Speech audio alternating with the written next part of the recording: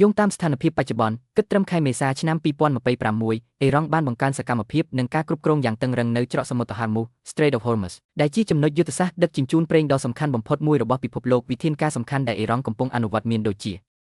ការទាមទារយកថ្លៃសេវាឆ្លងកាត់អេរ៉ង់បានស្នើឲ្យមានការបង់ថ្លៃសេវាសម្រាប់កប៉ាល់ដែលធ្វើដំណើរឆ្លងកាត់ច្រកសមុទ្រនេះតម្លៃសេវានេះនឹងប្រែប្រួលទៅតាមប្រភេទកប៉ាល់និងប្រភេទទំនិញ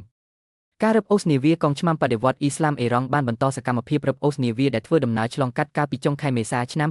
2026អេរ៉ង់បានបញ្ចេញវីដេអូនៃការរឹបអូសនាវាកុងតឺន័រចំនួន2គ្រឿងគឺ Maersk Francisca និង Epaminondas ការគ្រប់គ្រងចរាចរណ៍នាវាអេរ៉ង់បានប្រកាសថានាវាទាំងអស់អាចធ្វើដំណើរឆ្លងកាត់ច្រកសមុទ្រហោមូសបានធម្មតាលើកលែងតែនាវារបស់ប្រទេសដែលខ្លួនចាត់ទុកថាជាកុសត្រូវក៏ប៉ុណ្ណោះលក្ខខណ្ឌសម្រាប់សន្តិភាពក្នុងកិច្ចចរចាដើម្បីបញ្ចប់ជម្លោះជាមួយអ៊ីស្រាអែលនិងសហរដ្ឋអាមេរិកអេរ៉ង់បានដាក់ចេញនូវលក្ខខណ្ឌ10ចំណុចដែលក្នុងនោះរួមមានការទាមទារសិទ្ធិបន្តគ្រប់គ្រងទាំងស្រុងលើច្រកសមុទ្រហោមូស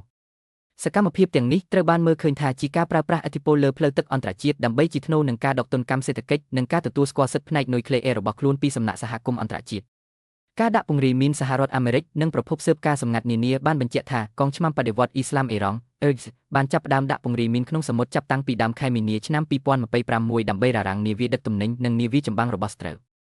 យោងតាម Axios អេរ៉ង់ទើបតែបានបន្ថែមចំនួនគ្រាប់មីនកាន់តែច្រើនក្នុងច្រកសមុទ្រនេះកាលពីចុងខែមេសាកន្លងទៅបញ្ហាកបាត់ដានទីតាំងមីនរបាយការណ៍ពី The New York Times និងកម្ពុជាថ្មីបានលើកឡើងថាអេរ៉ង់កំពុងជួបការលំបាកក្នុងការកំណត់ទីតាំងគ្រាប់មីនដែលខ្លួនបានដាក់ដោយសារការដាក់ពង្រាយមិនមានលក្ខណៈជាប្រព័ន្ធនិងជ្រុនទឹកសមុទ្រធ្វើឲ្យមីនរសាត់ចេញពីកន្លែងដើមនេះជាហេតុផលមួយដែលធ្វើឲ្យអេរ៉ង់មិនអាចបើកច្រកសមុទ្រឡើងវិញបានភ្លាមទោះបីជាមានការចរចាសន្តិភាពក៏ដោយផលប៉ះពាល់ដល់នាវាចរវត្តមានមីនទាំងនេះបានធ្វើឲ្យច្រកសមុទ្រហោមូសក្លាយជាតំបន់គ្រោះថ្នាក់បំផុតនាវាពាណិជ្ជកម្មប្រមាណ2,000 គ្រឿងត្រូវបានរាយការណ៍ថាបានជាប់គាំងឬត្រូវបដូរទីដោយធ្វើដំណើរ